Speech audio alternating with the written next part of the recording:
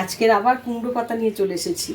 পরিমণি কিচেনে পাতার প্রচুর আইটেম দেওয়া আছে, মানে এত দেওয়া আছে আর বলে বোঝানো যাবে না বা বলে শেষ করা যাবে না।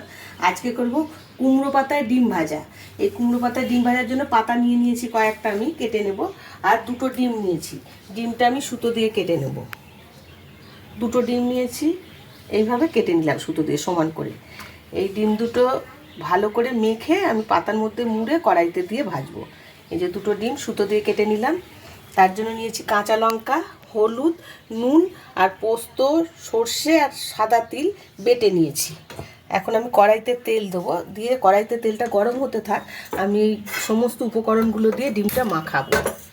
এটা সর্ষের তেলে ভাজবো, সর্ষের তেলেই মাখবো। সামান্য সর্ষের তেল দিয়ে দিলাম।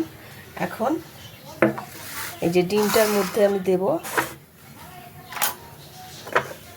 নুন, দেব যতটুকু লাগবে, হলুদ দেব, আর দেবো যে সর্ষে, পোস্ত, কাঁচা লঙ্কাও দিয়েছি এতে দুটো। এই যে বেটে রেখেছি এই বাটাটা এইগুলোর মধ্যে আমি দিয়ে ভালো করে মেখে দেবো।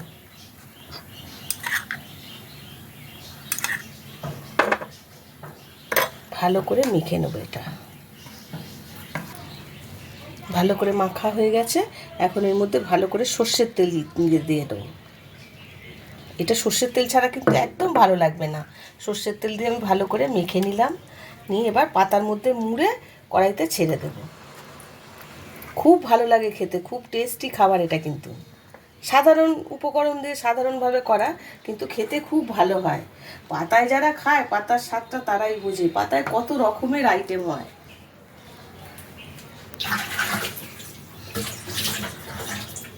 ডিমটা মাখা হয়ে গেছে। এখন এই কুমড়ো পাতাগুলো আমি কেটে নেব। 4 পিস পাতা লাগবে আমার, 4 টুকরো ডিম হয়েছে, 4 পিস পাতা লাগবে। 2 পিস, কাঁটাগুলো লাগবে না।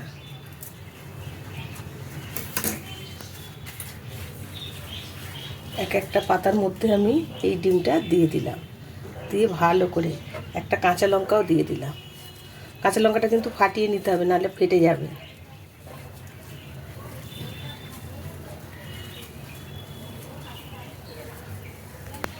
ভালো করে পাতাটা মুড়ে নিয়েছি। এখন আমি এই সুতো দিয়ে বেঁধে নিচ্ছি, যাতে বেরিয়ে না যায়, তার জন্য বেঁধে নিচ্ছি।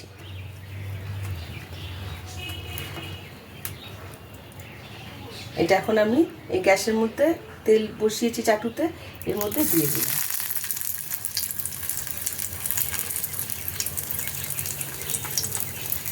আবার একটা নিলাম। এইভাবে সমস্ত ডিমগুলো পাতা দিয়ে মুড়ে আমি বেঁধে নেব।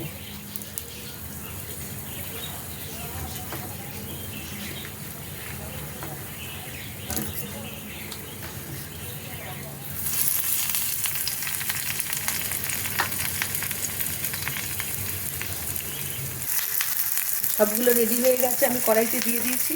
গ্যাসটা একদম কমিয়ে দিয়েছি। আমি 2-3 মিনিট ঢেকে দেবো, তারপরে খুলে উল্টে দেবো। এখন 2-3 মিনিট ঢাকা থাক, গ্যাসটা কিন্তু কমানো থাকবে। 2-3 মিনিট হয়ে গেছে, এখন আমি ঢাকাটা খুলে উল্টিয়ে দেবো। হ্যাঁ, দেখুন একদিকটা একদম হয়ে গেছে। ডিমটা তো এরকম দাগ হয়ে গেছে।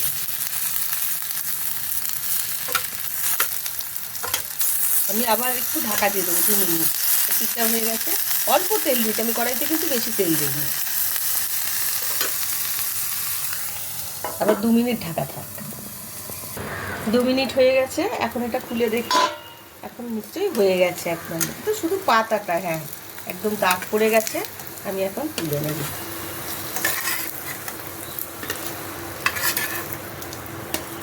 এটা গরম ভাতে মেখে খেতে খুব ভালো লাগে।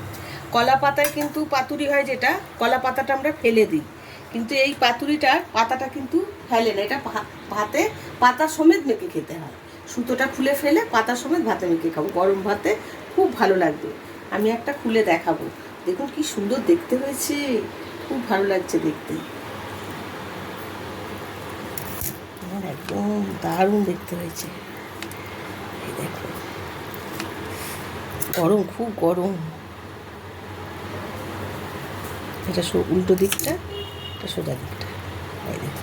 দেখুন কি সুন্দর হয়েছে দেখতে, পাতাটা একদম নরম হয়ে গেছে, পাতাটা মেখেই খাওয়া যাবে।